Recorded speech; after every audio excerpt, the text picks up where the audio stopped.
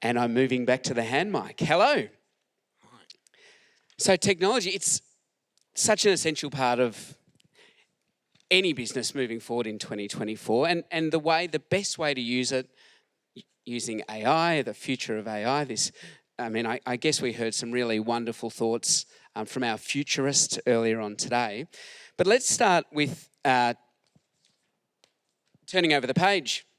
So Stefan... You don't have to say it. I might have gone to Hajkovic. Am I getting it right? Yeah. No, I don't know.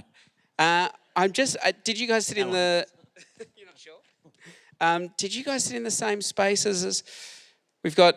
Stefan, we're going to start with you first. Yeah. I think you've confused me by sitting in the seat you've sat.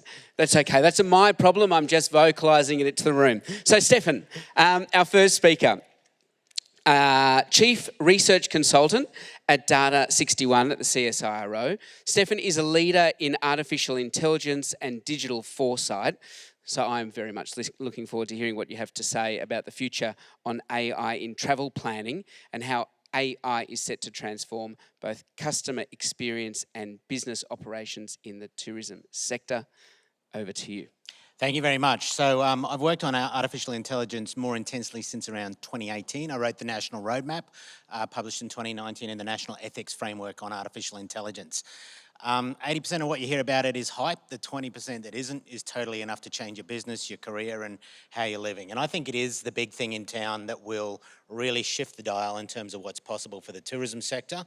And even if we invent out of the science community nothing new in AI, the toolkit that we've currently established is so significant, powerful, and capable that it's another 10 years worth of implementation of how it will change businesses. So the tools that are here are really significant.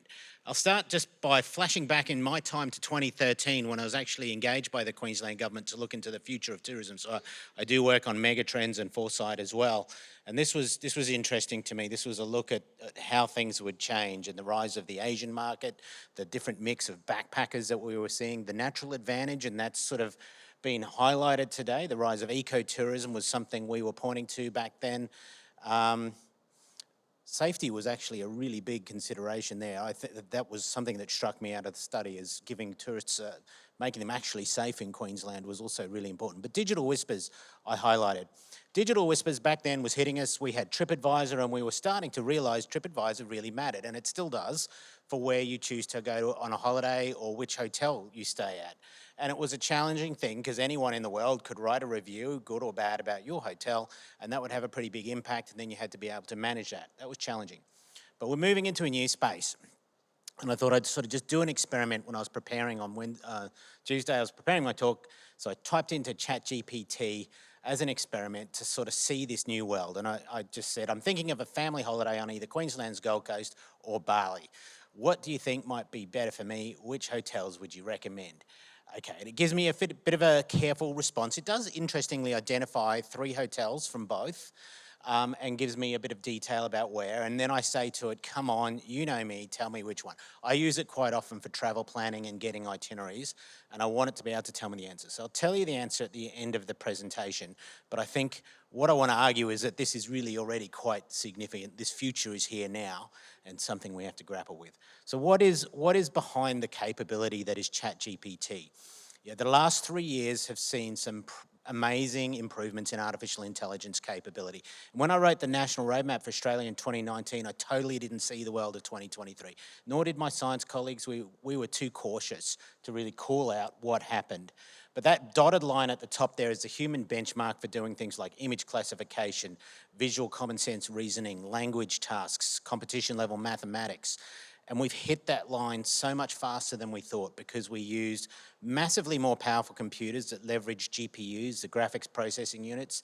NVIDIA is now the biggest company in the world, and that's because it sells the H100 and G100 chips that support this. So we use way more powerful computers with better designed chips for matrix algebra.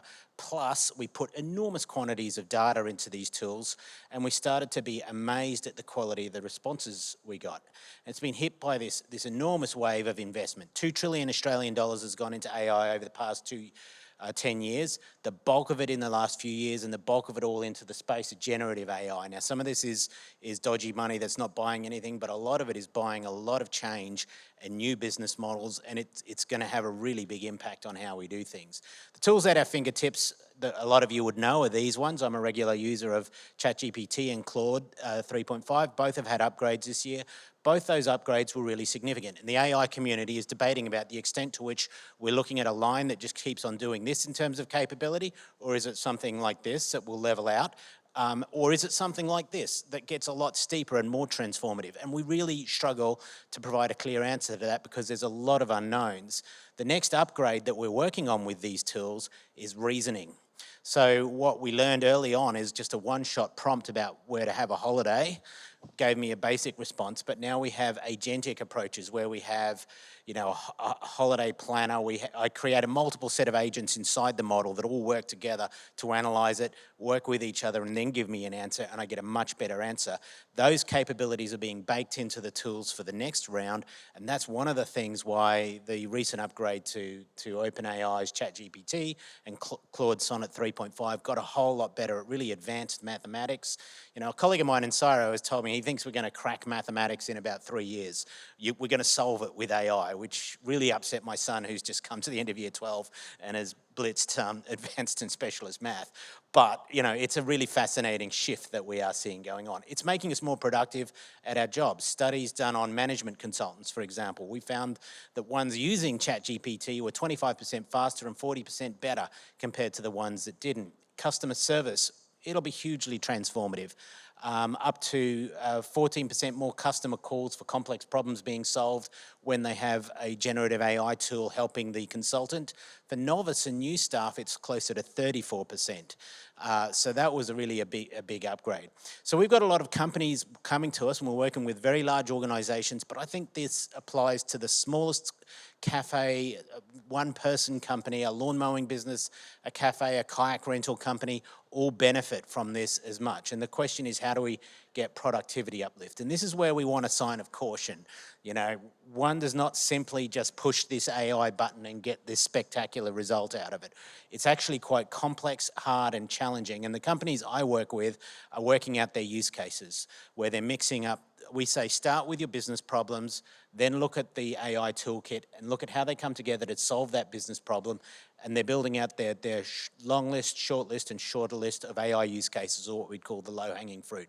And that's the beginning part of the journey. We're seeing centralized and democratized approaches in organizations. Centralized is where they're appointing an AI team, and a lot of the ASX companies we work with are doing this now. They're creating an AI team which is making a list of use cases and doing that. But at the same time, we're also seeing these democratized cases where we don't know what we're going to do with AI in our company, but here's the tools. Here's Microsoft Copilot, here's ChatGPT, Claude, and that list I showed you. You go play and start to work out how we can use this for the business. 80% failure rates are being observed as we're starting to study this. Now, this particular study comes from the US defense sector, where they take greater risks, but expect a lot of the serious stuff you do with AI not to work. And the most common reason given there is we used AI to do the wrong thing. So thinking about those use cases is really critical. But the thing is, the 20% that do work massively pay off everything else. And I'd say for Queensland's tourism sector, this is it. Queensland tourism sector collectively wants to be building out a set of AI use cases and learning and fast failing and then learning again and trying again, because it will change how everything works. Markets will be disrupted as well. What Uber did to taxis is a warm-up act of what we can start to see happening, where tech corporations from across the globe can cut. The travel services sector would be one of the key areas where we would think. It's been remarkably resistant to technology disruption to the point to today, but I think the next round of generative AI is really interesting. And just to wrap up a couple of things, a lot of AI strategy is about not doing AI. A lot of your best AI work, the customer doesn't even know it's there. It's hidden in the background, and all the experience is put onto the real, physical, tangible world that we can touch and feel. So, 64% of customers actually prefer humans over chatbots. The bulk of Australians don't even really like AI. They think it'll be more problematic than helpful. Jobs impacts is given a reason for it. And ethics is getting really important. So I wrote the ethics framework for Australia. It's a set of principles. What's interesting is only a couple of months ago, the federal minister said that we're likely to see mandatory guardrails for high-risk applications, which might be something from changing existing regulations and legislation through to introducing an entirely new Australian AI Act that legislates the use of AI in Australia. So that's kind of an interesting step, is that the tourist sector, like any other sector, will have to start to work out whether this is high, medium or low risk. And if it's high risk, all of those controls are in place. So this is the AI strategy framework that we're working with companies on. Adopt, build out all your use cases, whether you're a small company or a large company, you're building out use cases and trying to choose the right ones that matters. Adapt, you're changing the way you do business, how you do business, the markets you operate in and what you do. And then govern is about using it ethically, responsibly, and also innovation. So the answer to the question, Bali versus Gold Coast. And remember, I forced it to give me an answer here, so it was cautious not to. It gives me this long answer, which is this. I'd recommend Bali for your family holiday. Cultural, natural, and it knows me, right? Because of all of, so cultural, natural, and recreational activities that would resonate.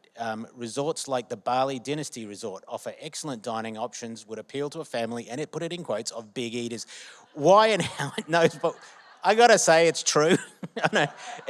We do. I mean, for the first 10 years of my family, the kids would only go to a buffet breakfast hotel so they could eat and eat and eat. So somehow it's picked that up. We are trail runners, we love nature, we love swimming, and it's built this into it as well and has come to this conclusion. So I think the interesting challenge here is that right now a lot of people are making decisions about a holiday in Queensland with this. Right? How do we know what data it's seeing? How do we know it's making these decisions? And it did give me a set of hotels. You know, I gave you one hotel from Bali there, but it's choosing hotels for me on the Gold Coast. If I'm not that, if I'm time constrained, I want to do things quick, I'm just going to maybe accept what it's told me here.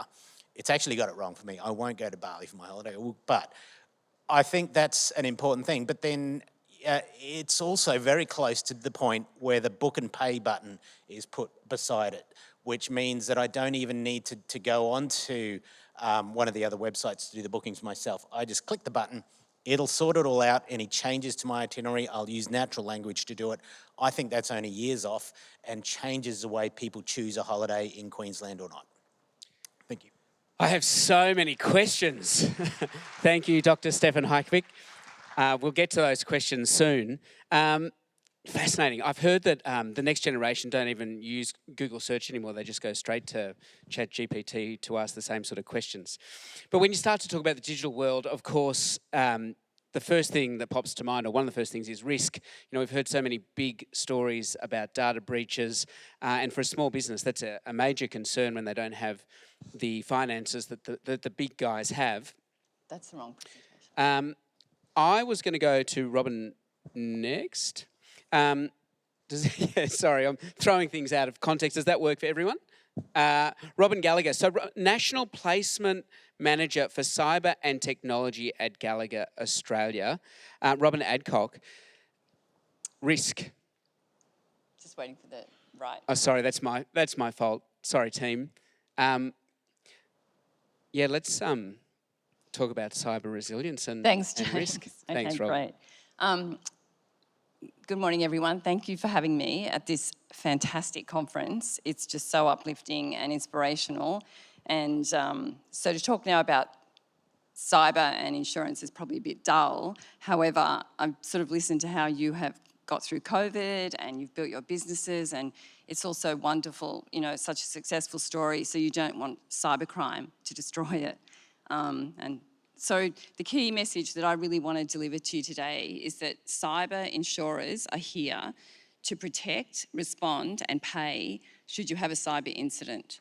And cyber is, it's almost like different. It's different to every other insurance policy. What it does, it gives you a 24/7 access to a hotline that will mobilise a team of experts that you would need to help you through a cyber incident, because any company that has a cyber incident, small, medium or large, it's really deer in sort of like headlights and quite shocking and chaotic. And so the insurance policy brings all the people that you will need to calm the situation and help you through it.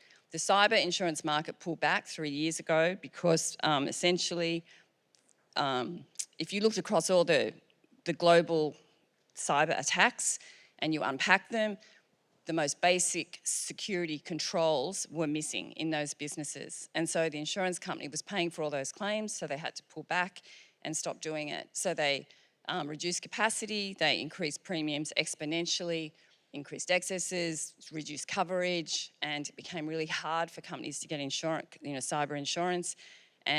But now they are back at the table because they've seen the governments, the regulators, everybody focused on this risk and really seeing companies saying, okay, this is something that we have to focus on. So the cyber insurance market is back at the table. They have capacity, they reduce premiums, they will compete for your business, and they want to be a security partner within your business, not take it over, but just be collaborative by being proactively upfront, scanning your network to determine whether you're a good risk, and if not, how to remediate your environment immediately. And then when you buy an insurance policy, a cyber insurance policy, they will monitor your environment 24/7 and alert you to threats. So for me, my goal is that everyone in Australia needs to look at buying cyber insurance like public liability insurance. It's just something that you need to have.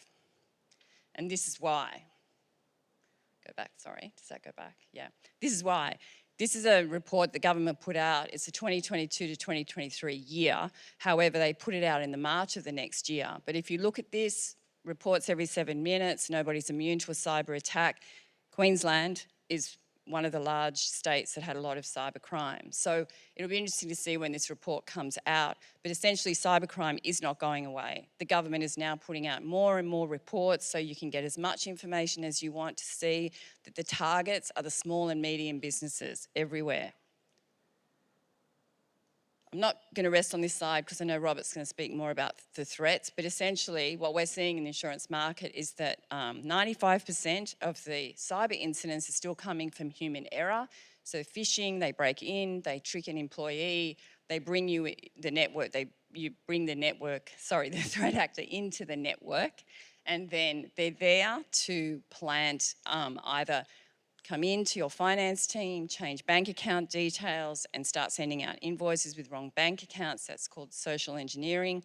Or business email compromise goes straight to a senior executive to get in to, transfer funds, like give instructions to a junior employee to move money urgently, but it's actually not that person. It's actually a threat actor being, imposing that executive. And more chaotic is when they're there to plant ransomware and hold a business to ransom. But if you look to the right box, are we on the right side? Sorry. If you look to the right box, what the insurance market is now saying is that, shivers, I'm not good at this. The right box is that what the insurance market is now saying is that third-party breaches are actually the new ransomware. And so the problem with that is that, the threat actors attack a third party like a managed service provider, and they are the professionals that are looking after the IT environment of probably 80% of the country, or they attack a platform, a vendor platform that everyone is using. And they attack one because they know they then have multiple impact.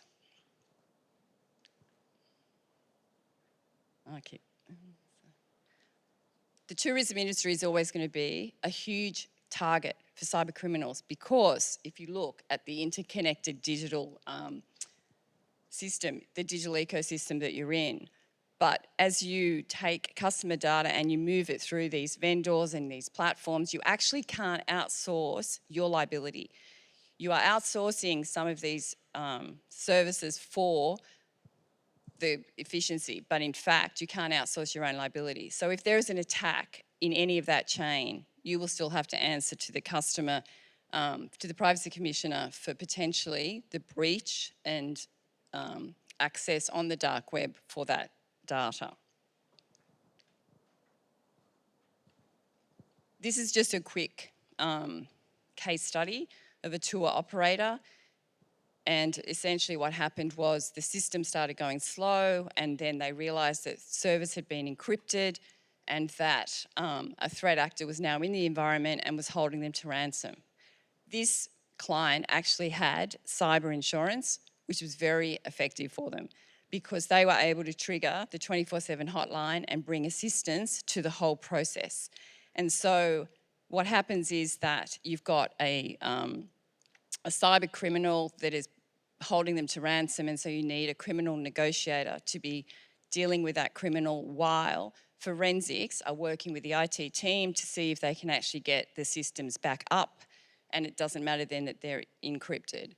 This was a small kind of data leak. They took some data, but it was the backup systems that they had within the environment were actually really strong. And so the client could get backup and not worry about the encryption, and then just go through the whole notification process of the privacy commissioner and the customers that have been impacted, and that and that ended quite well because they actually had really strong backups.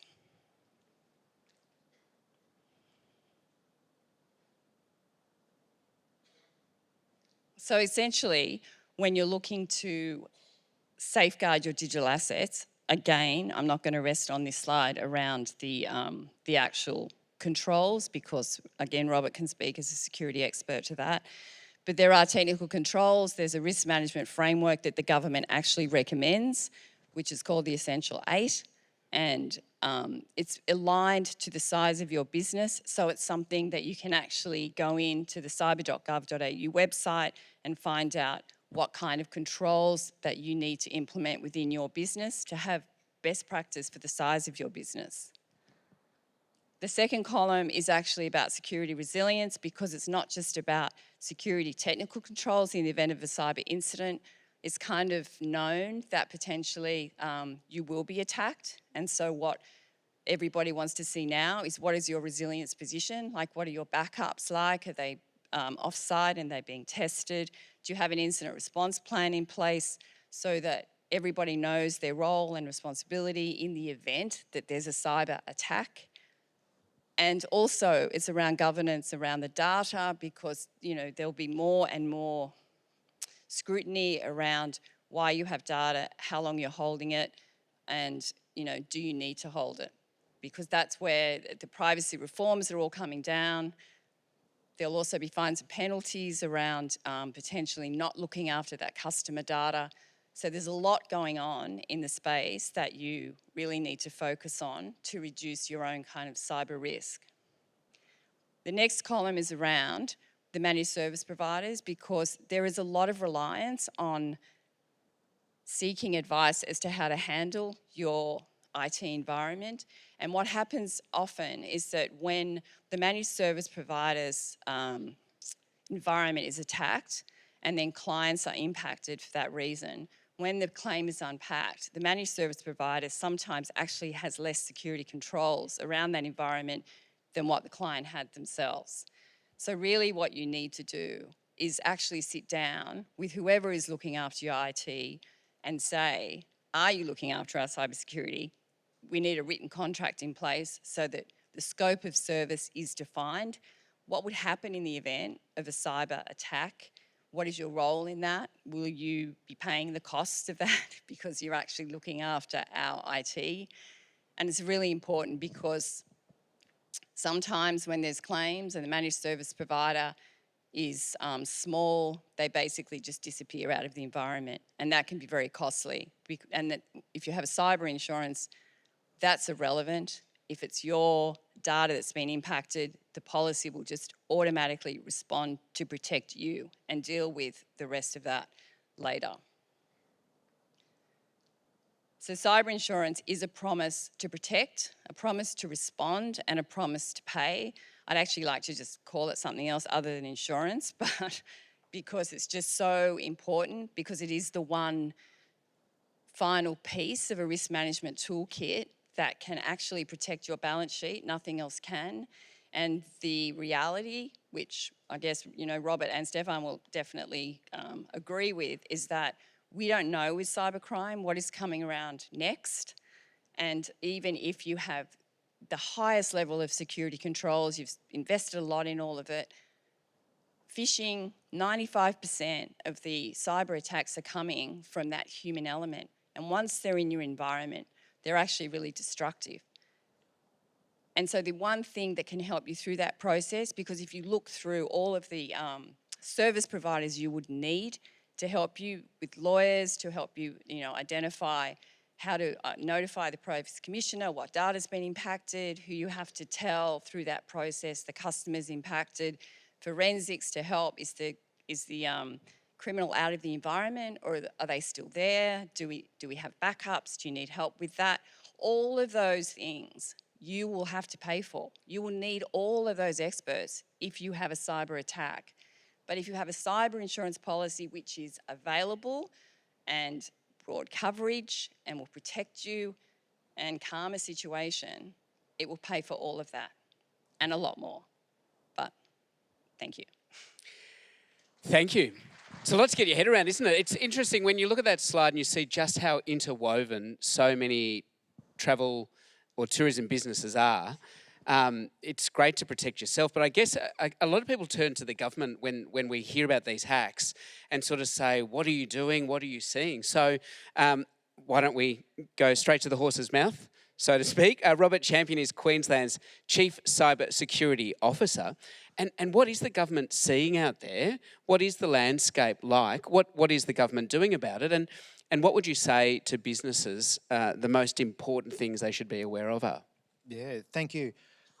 Look, so we've talked a lot about growth industry and tourism being a growth industry for Queensland. Unfortunately, cybersecurity is a growth industry as well. Australia's prosperity is very attractive to attackers, cyber criminals globally. It's not just local, it's very much a global problem we're dealing with. The speed, the scale, and the impact of cyber attacks continues to grow. We're reading about them in the media all of the time. They're the big ones, but every day small businesses are being impacted as well. And it's a fast changing risk. So, we've dealt with risks in our businesses before, but this one changes really quickly. The techniques that we used a couple of years ago are being modified and being enhanced and being really adaptive to extract, money out of Australian businesses. So, and it's a really existential risk to small business that an attack on your business can actually, potentially put you out of business.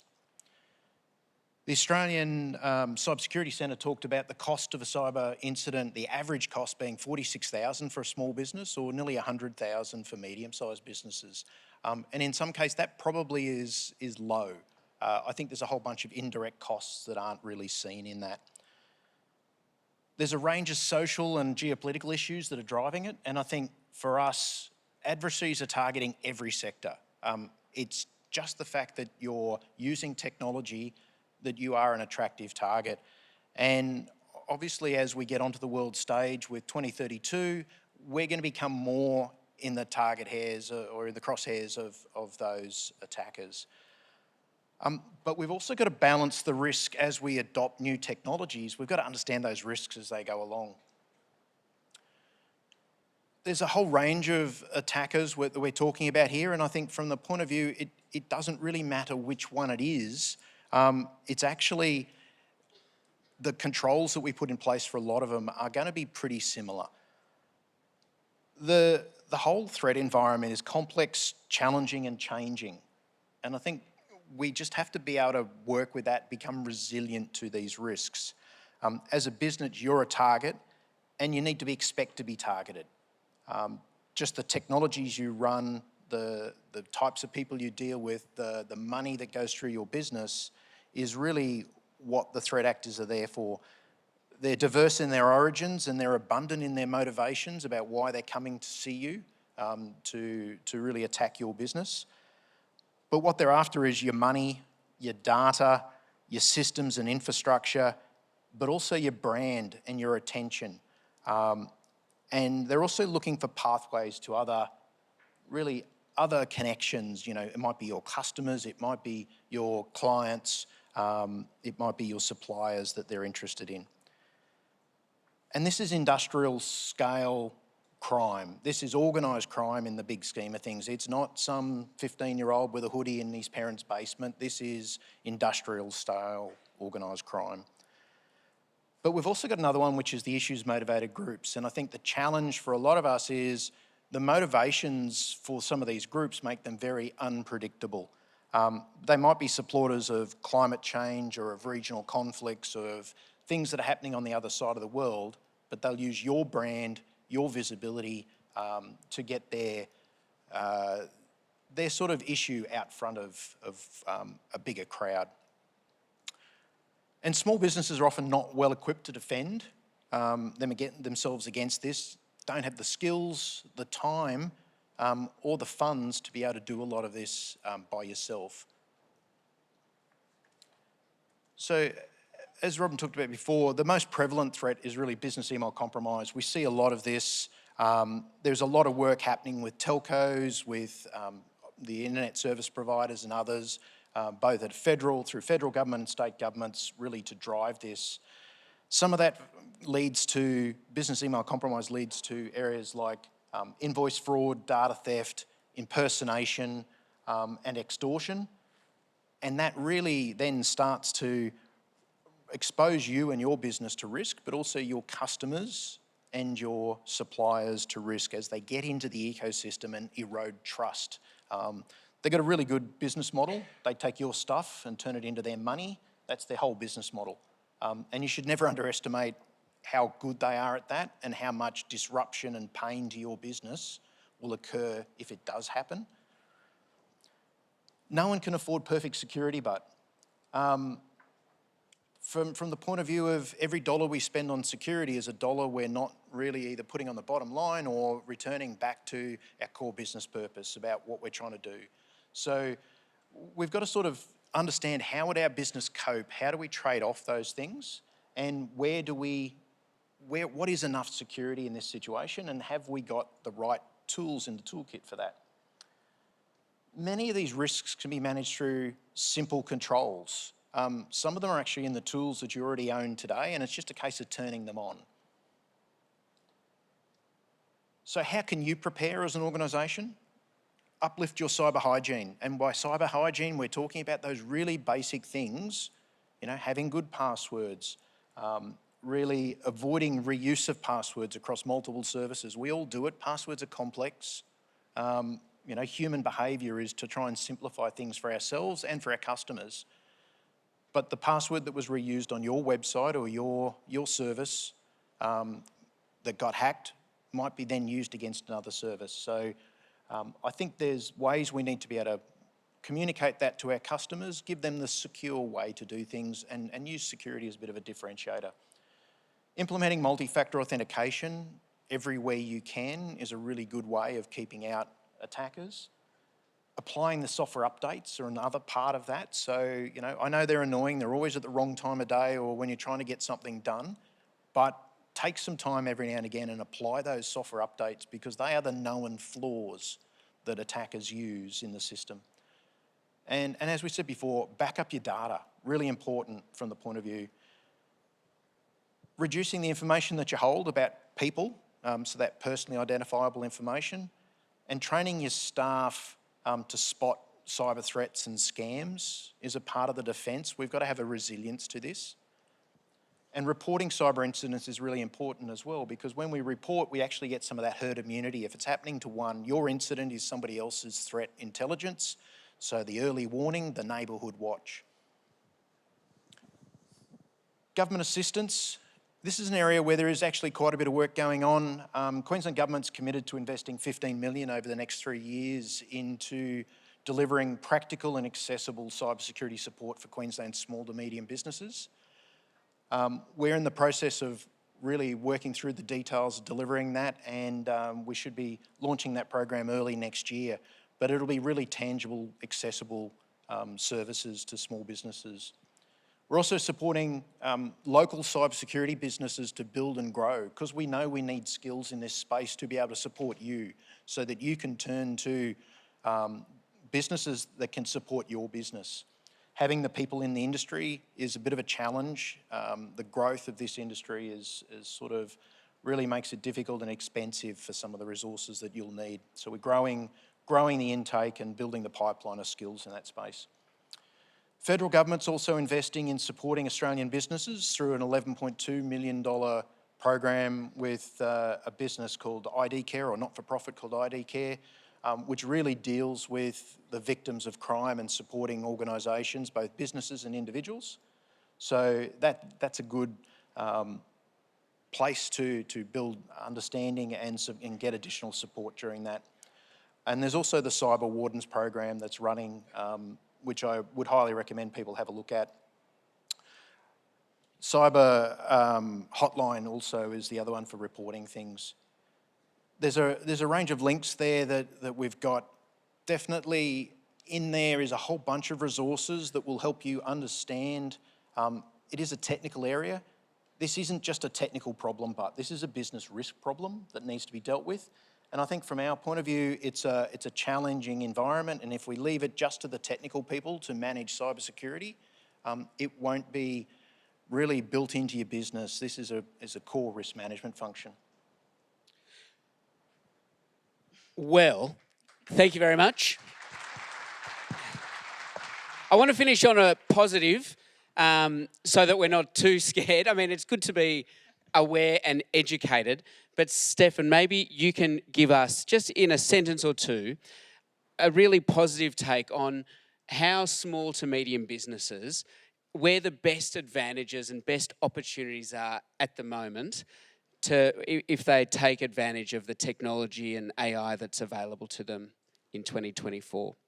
So let's imagine a small cafe, say Noosa, dealing. Now, I love that graph that we saw from the firm Localis. That's exactly how I start to think. I want a data set and but this cafe is managing inventory. That's one of the core things it does for its business, and it gets it right. It does a lot better financially. How can AI help?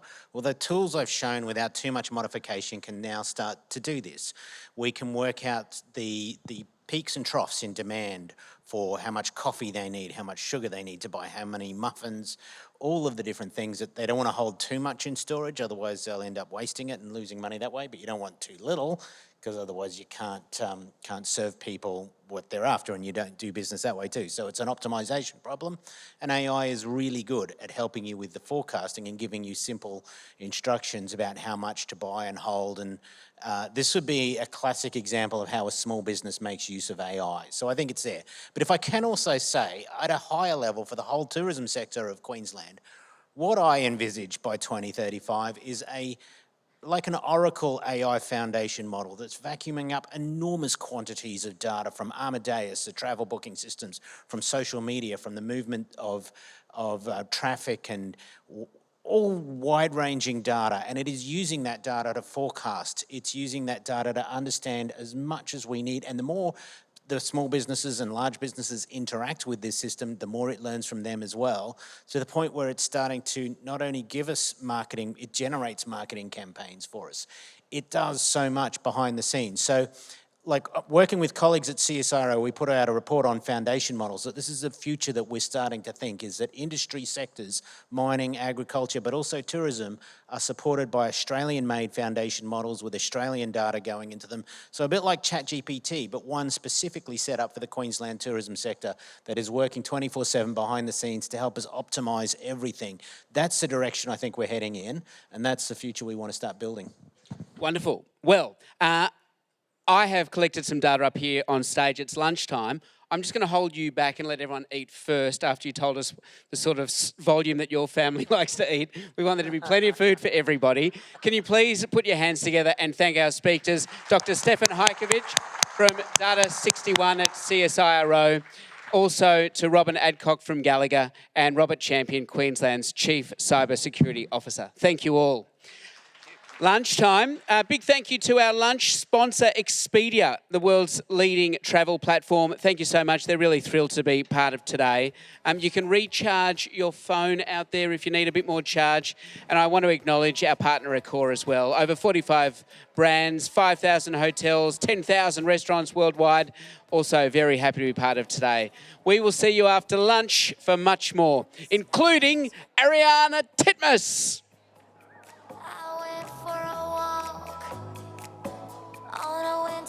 Oh, really? Fantastic.